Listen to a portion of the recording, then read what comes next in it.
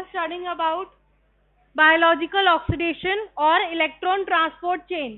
इस पे एक लॉन्ग क्वेश्चन भी आता है आपका directly, component of electron transport chain, uncouplers, inhibitors of ETC. ये आपके एग्जाम्स में क्वेश्चंस में आता है, तो ये इंपॉर्टेंट टॉपिक है, तो ध्यान से पढ़ लीजिएगा। सो फर्स्ट जो आपका फूड का ऑक्सीडेशन फेज होती है वो 3 फेज में होती है। फर्स्ट होता है प्राइमरी मेटाबॉलिज्म, सेकंड होता है secondary and then tertiary. Primary means जो कार्बोहाइड्रेट, लिपिड एंड प्रोटीन्स हैं वो अपने बेसिक स्ट्रक्चर में आएंगे। देन उसके बाद सेकेंडरी में आता है टीसीए मींस क्रेब्स साइकिल, जो कि एसिटाइल कोएंजाइम में से कार्बन डाइऑक्साइड बनाएगा।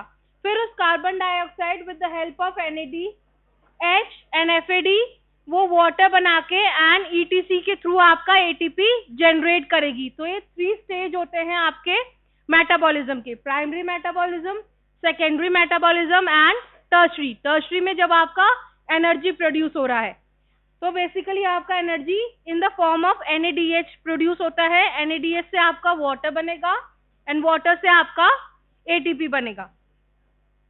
सो कैसे ATP का जनरेशन होता है? जैसे ही carbohydrate, protein and fats metabolise होंगे, वो कार्बन डाइऑक्साइड सिक्रीट करेंगे, उससे फिर NADH बनेगा। NADH रिड्यूस होके ऑक्सीजन को वाटर में कन्वर्ट करेगा एंड इस वाटर से फिर आपका ATP का सिंथेसिस होगा, जिसमें जो ATP जो है वो आपका various biochemical and metabolism of your body work करेगा।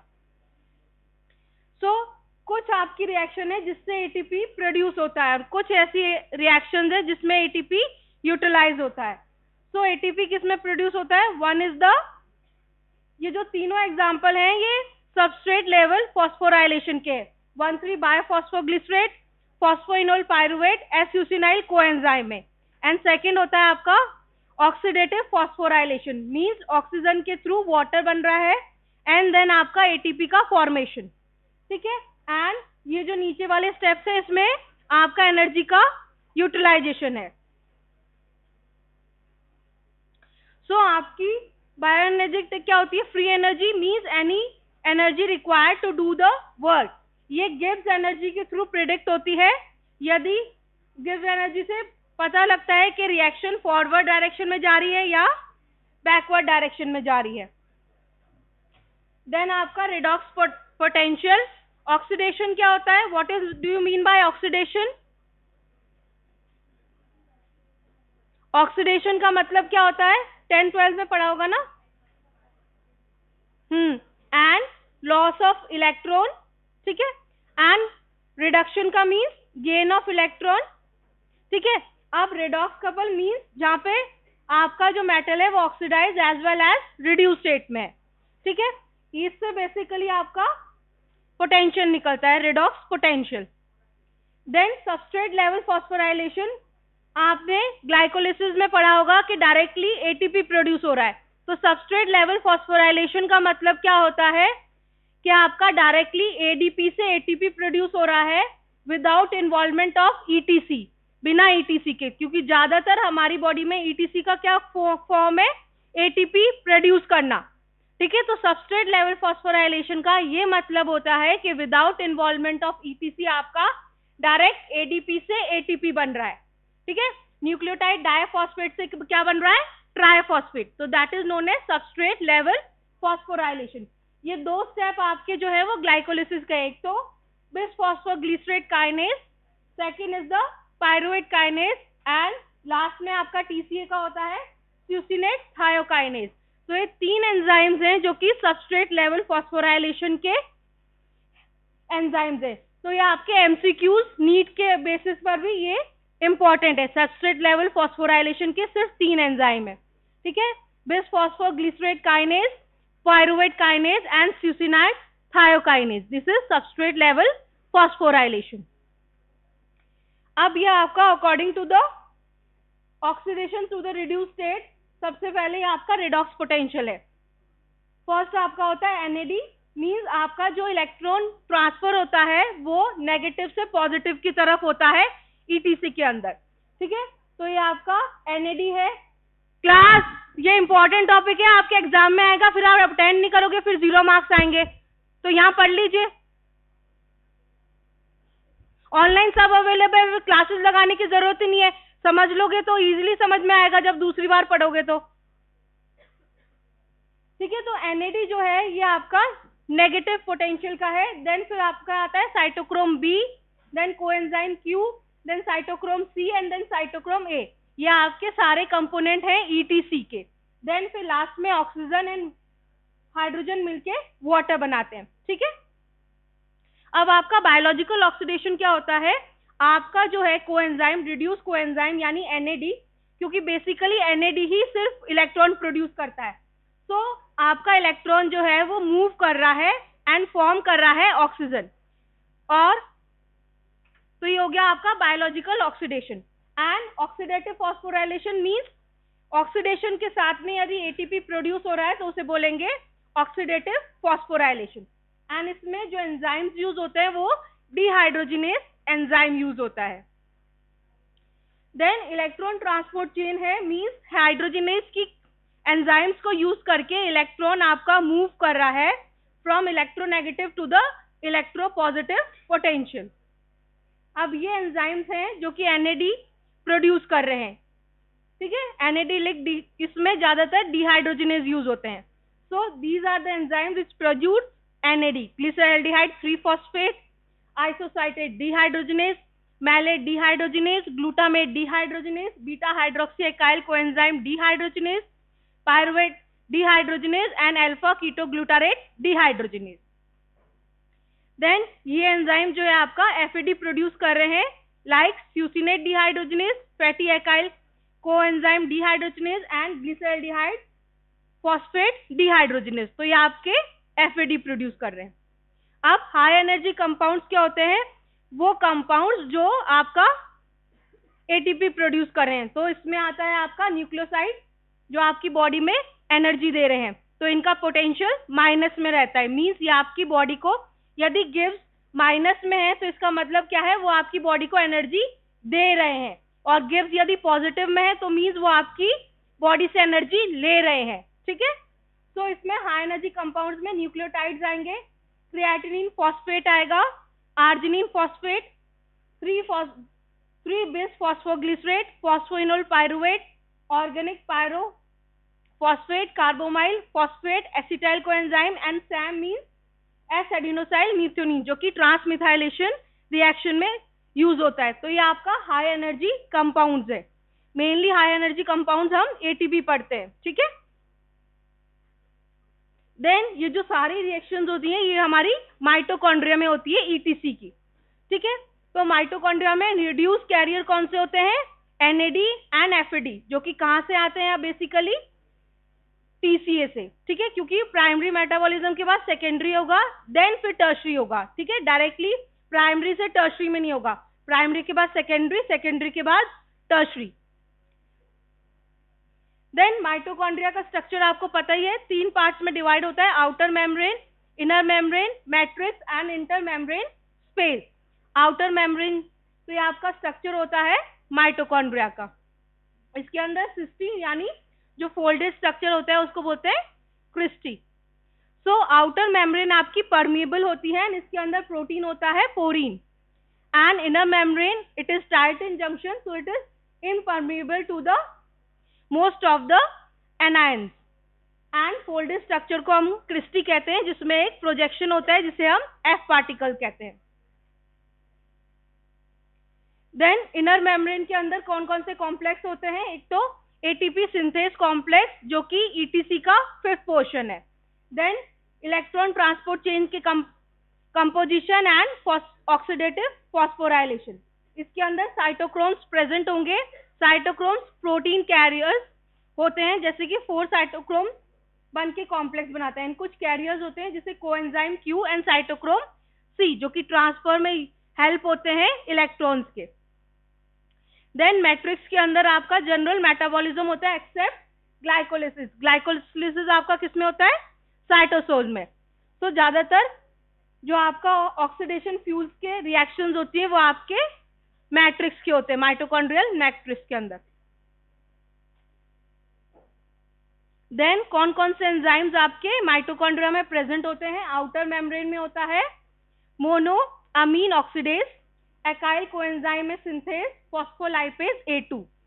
इनर एंड आउटर मेम्ब्रेन के बीच में होता है adenyl kinase and creatinine kinase. Then inner membrane की आउटर सरफेस पे होता है glycerol 3 phosphate. Then inner membrane की इनर सरफेस पे आपके एंजाइम्स होते हैं ETCK and succinate dehydrogenase. And soluble matrix के अंदर बीटा ऑक्सीडेशन एंड TCA के एंजाइम्स होते हैं। अब इलेक्ट्रॉन ट्रांसपोर्ट चेन में कुछ कंपोनेंट्स यूज होते हैं। साइटोक्रोम Q को छोड़ के बाकी सब प्रोटीन इन नेचर होते हैं, ठीक है। साइटोक्रोम Q जो होता है ये लिपिड सॉल्युबल होता है, लॉन्ग चेन। एंड साइटोक्रोम जो होते हैं इनके अंदर आयरन कंटेनिंग प्रोस्टेटिक ग्रुप होता है। जो साइटोक्रोम A और B होते हैं वो मूव नहीं कर सकते, लेकिन साइटोक्रोम C जो होता है वो सॉल्युबल होता है एंड मोबाइल होता है। सो आपके MCQ में ये भी पूछा जा सकता है कौन सा साइटोक्रोम मोबाइल होता है। तो the cytochrome which is mobile is the cytochrome C। Then इसमें आयरन सल्फर कंपाउंड्स होते हैं। तो आयरन इसमें हीम से बाइंड नहीं होता, या तो इनऑर्गेनिक सल्फर से बाइंड होता है या अमीनो एसिड सिस्टीन। सिस्टीन में क्या होता है? सल्फर, ठीक है। तो ये सिस्टीन से बाइंड होता है। एंड आपका जो अरेंजमेंट होता है इसका कंपोनेंट का वो इंक्रीजिंग पोटेंशियल में होता है, जैसे मोर नेगेटिव टू पॉजिटिव। तो इस तरीके से आपके कंपोनेंट अरेंज्ड रहते हैं। सो ये आपके 5 कंपोनेंट्स है इलेक्ट्रॉन ट्रांसपोर्ट चेन के। फर्स्ट होता है NADH dehydrogenase cytochrome Q reductase complex. Then second होता है succinate dehydrogenase cytochrome Q reductase. Then third होता है साइटोक्रोम Q से cytochrome C reductase. Then fourth होता है साइटोक्रोम ऑक्सीडेज एंड लास्ट में होता है ATP सिंथेज। अब कंपोनेंट होता है जो, क्योंकि इसका नेम NADH है तो इसमें NADH जो है वो इलेक्ट्रॉन एक्सेप्ट करेगा, ठीक है। फिर वो देगा FMN को, ठीक है, ठीक है। NADH ने इलेक्ट्रॉन एक्सेप्ट करा, वो FMN को देगा। फिर वो जो इलेक्ट्रॉन है वो FES को देगा एंड फिर FES जो है आयरन सल्फर कॉम्प्लेक्स वो अपना इलेक्ट्रॉन किसको देगा? साइटोक्रोम Q को। इसलिए इसको क्या बोलते हैं? NADH साइटोक्रोम Q रिडक्टेज, ठीक है, क्योंकि ये रिड्यूस होता जा रहा है। NADH से बन रहा है NAD, फिर उसके बाद क्योंकि ये रिएक्शन आपकी बहुत इंपॉर्टेंट है, ठीक है, आपको यदि एक्सप्लेन करना है तो ये रिएक्शन आपको याद होनी चाहिए। यदि ये रिएक्शन गलत लिखोगे तो इसका मतलब आंसर भी इनकरेक्ट हो जाएगा, ठीक है। तो NADH से बनेगा, NADH अपना इलेक्ट्रॉन देगा FMN को, फिर वो रिड्यूस करेगा FES को एंड फिर देन साइटोक्रोम Q जो है वो रिड्यूस हो जाएगा, ठीक है। तो इस तरीके से आपका इलेक्ट्रॉन ट्रांसफर होंगे। देन अब जो आपका सेकेंड कॉम्प्लेक्स है इसमें इलेक्ट्रॉन ट्रांसफर नहीं होता, ठीक है, सिर्फ फर्स्ट, थर्ड एंड फोर्थ में होता है। सेकंड में ये FAD डायरेक्ट NAD को देगा, ठीक है। तो इसमें इलेक्ट्रॉन की एंट्री होगी लेकिन ये ट्रांसफर नहीं करेगा, ठीक है। सो NAD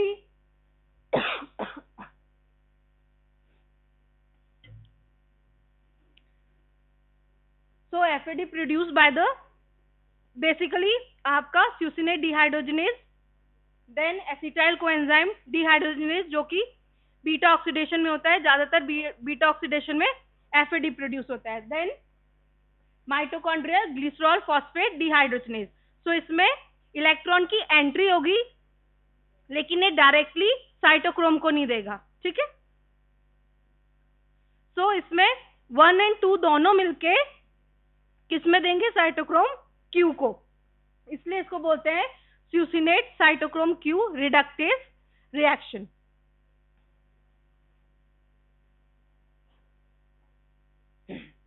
तो स्यूसिनेट बनेगा फ्यूमरेट से, देन FAD देगा NAD को इलेक्ट्रॉन, देन फिर इलेक्ट्रॉन जो है वो डायरेक्टली साइटोक्रोम Q को दे देगा, ठीक है। सो ये इलेक्ट्रॉन एंट्री है, ट्रांसफर नहीं है इसमें, ठीक है। देन साइटोक्रोम Q जो है ये लिपिड सॉल्युबल है, ये कैरियर करता है इलेक्ट्रॉन को एंड ये फ्रीली मूव करता है मेम्ब्रेन में, इसलिए ये हम यूज कर रहे हैं। देन ये ऑक्सीडाइज फॉर्म है, देन फिर ये हाइड्रोजन लेता है तो ऐसे रिड्यूस फॉर्म में हो जाता है। देन जो आपका साइटोक्रोम थर्ड है, इसमें cytochrome B and cytochrome C1 use होते हैं, ठीक है, एंड अगेन FeS यूज होता है, ठीक है। Cytochrome B and cytochrome C1 के अंदर हीम यूज हो रहा है, ठीक है।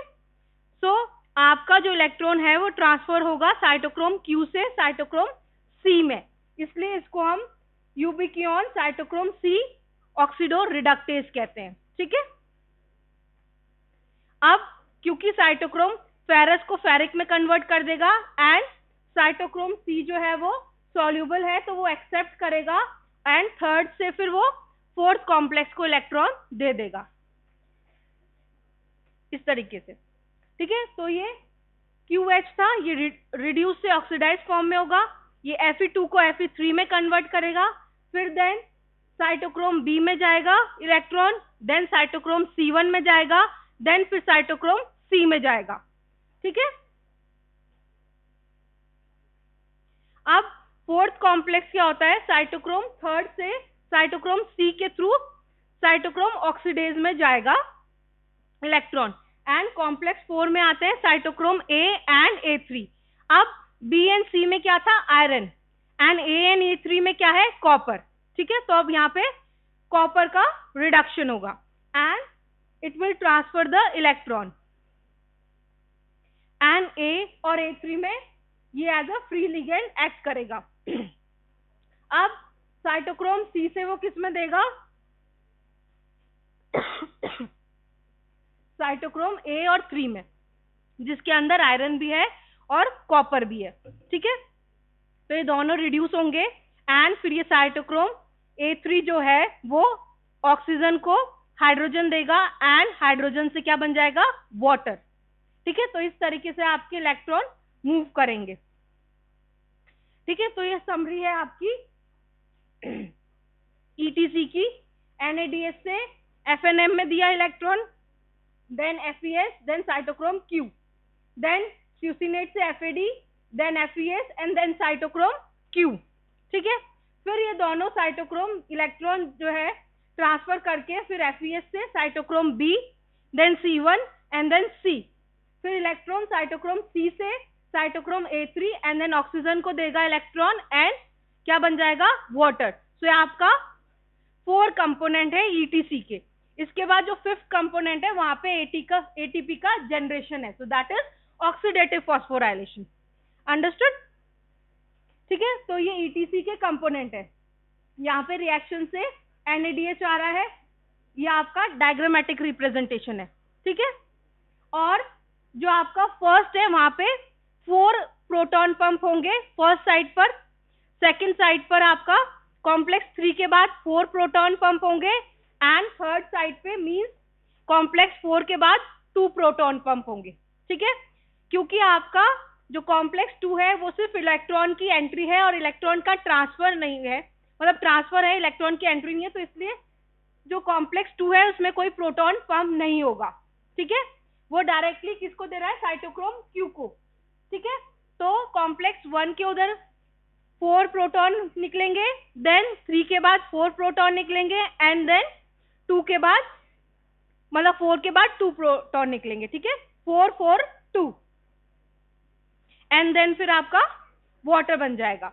अब क्या होगा नेक्स्ट में, क्योंकि आपका पोटेंशियल चेंज हो गया, हाइड्रोजन मूव करके नेगेटिव हो गया, तो उसके बाद फिर ATP सिंथेस करके आपका ATP का फॉर्मेशन होगा, ठीक है। अब इलेक्ट्रॉन कैसे रिलीज होंगे, एनर्जी कैसे रिलीज होगी, इस पंप में या तो एक्सेप्ट कर रहा है या डोनेट कर रहा है, एंड कैरियर कौन से है, cytochrome Q and cytochrome C, क्योंकि साइटोक्रोम Q ही ट्रांसफर कर रहा है इलेक्ट्रॉन को एंड साइटोक्रोम C ट्रांसफर कर रहा है, ठीक है। अब हाइड्रोजन एंड इलेक्ट्रॉन कहां से मूव करेंगे, more negative to more positive, और इसके हर ट्रांसफर में क्या होगा, एनर्जी रिलीज होगी, ठीक है। तो ये ओवरऑल एनर्जेटिक्स है आपका ऑक्सीडेटिव फॉस्फोराइलेशन का। NAD से आपका बन रहा है water and more negative compound से मोर पॉजिटिव कंपाउंड बन रहा है, इसलिए ये एक्सोजीनस प्रोसेस है। Then this is the reactions. अब ये ATP फॉर्मेशन की साइट्स है, ठीक है, ये ऑलरेडी एक्सप्लेन कर दिया मैंने आपको, 4 4 एंड 2। फर्स्ट कॉम्प्लेक्स के बाद 4 प्रोटॉन, देन थर्ड कॉम्प्लेक्स के बाद 4 proton and then fourth complex के बाद 2 प्रोटॉन जो है वो रिलीज होंगे।